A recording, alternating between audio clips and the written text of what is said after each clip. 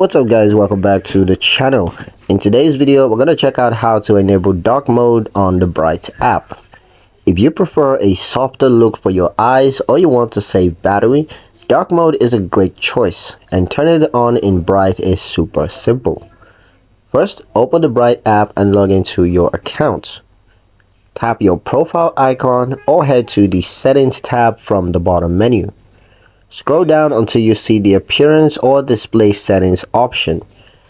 Open it up and you're going to see options like dark mode, light mode, or system default.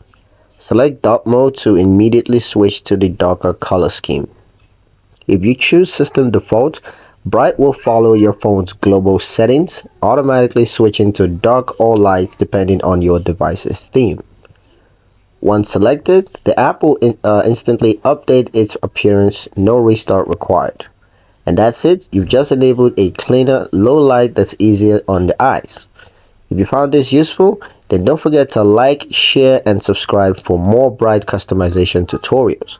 Thank you guys for watching, and I'll see you in the next one.